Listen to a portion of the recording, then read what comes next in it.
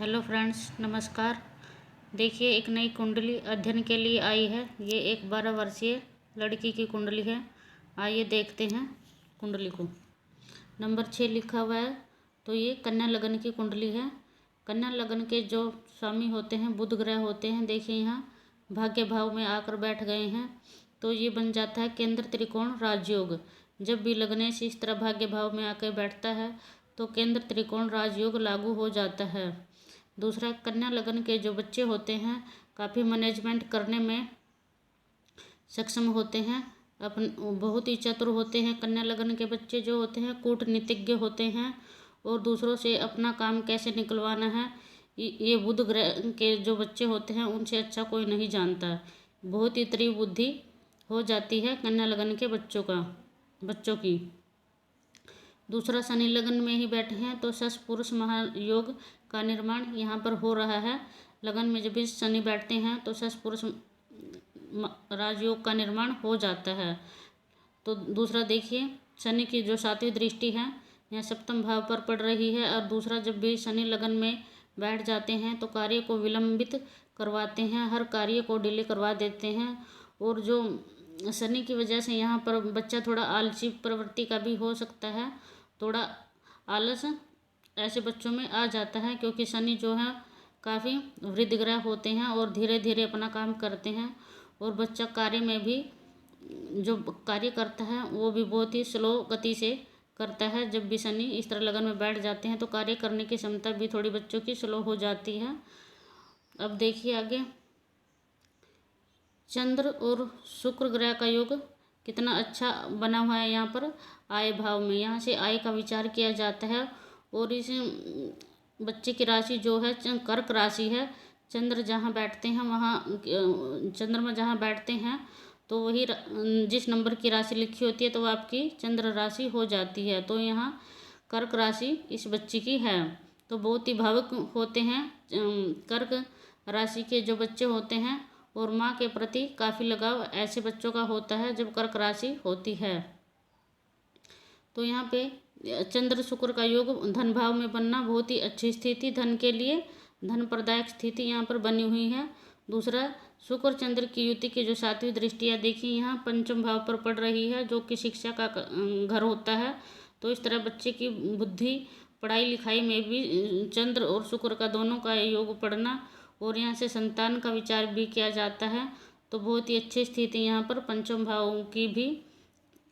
अब देखिए यहाँ पे राहु और सूर्य का संबंध दृष्टि संबंध बन रहा है, 7वीं दृष्टि संबंध बन रहा है। तो यहाँ से परिवार में मतभेद पूर्ण स्थिति थोड़ी सी हो सकती है और माता पिता से भी बच्चे के संबंध जो है मतभेद पूर्ण स्थिति यहाँ पर हो सकते हैं, क्योंकि काफ़ी पाप ग्रह होते हैं, राहु ग्रह जो होते हैं। तो माता पिता के साथ हो सकता है बच्चे की थोड़ी अनबन रहने की संभावना यहाँ पे थोड़ी दिखाई दे रही है। देखिए, सप्तम में यहाँ से विवाह का विचार किया जाता है। तो सप्तम में गुरु बैठे हुए हैं तो यहाँ गुरु जब भी अकेले होते हैं भावना की स्थिति उत्पन्न हो जाती हैं। लेकिन यहाँ पर स्वग्रही बैठे हैं, अपने ही राशि में बैठे हैं।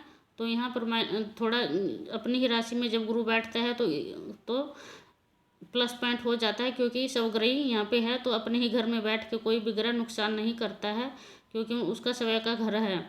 तो इस गुरु पे जो है मंगल की 8वीं दृष्टि का संबंध यहाँ पे बन रहा है। देखिए 1 2 3 4 5 6 7 8। तो इस तरह मंगल की जो 8वीं दृष्टि है गुरु पर पड़ रही है। विवाह में हो सकता है कि मतभेद पूर्ण स्थिति जरूर बनेगी, क्योंकि मंगल की दृष्टि संबंध। और दूसरा, जो पति होगा वो भी थोड़ा उग्र स्वभाव का हो सकता है, क्योंकि शनि की जो है 7वीं दृष्टि यहाँ पे पड़ रही है।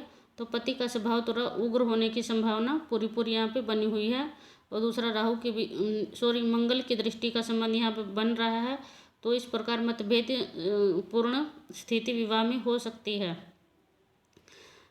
अभी देखिए यहाँ सूर्य उच्च के बैठे हुए हैं और दूसरा केतु भी बैठे हुए हैं। यहाँ पर राहु केतु का दृष्टि संबंध भी बन रहा है। पिता के कार्य यहाँ पर परिवर्तन होने की पूरी संभावना रह सकती है कि पिता ने कभी कोई कार्य कर लिया, कभी कोई कार्य कर लिया। इस तरह परिवर्तनशील कार्य यहाँ पर रहने की पूरी संभावना परिवार में लाभ भाव के जो कार्य होते हैं, घर में कोई भी काम किया जाए तो उनमें निरंतर परिवर्तन घर के कार्यों में बना रहता है।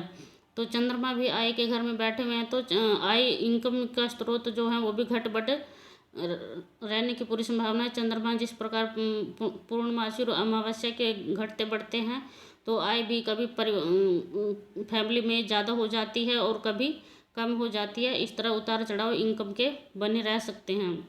बुध यहाँ भाग्य भाव में बैठे हैं, तो कभी भी बच्चों को धन की कोई परेशानी जीवन में नहीं आएगी।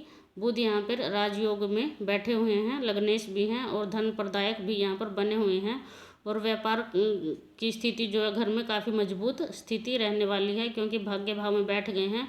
बुध जो होते हैं व्यापार के कारक ग्रह होते हैं, इसलिए परिवार में व्यापार का काफ़ी व्यापार की अच्छी स्थिति परिवार में रहने वाली है।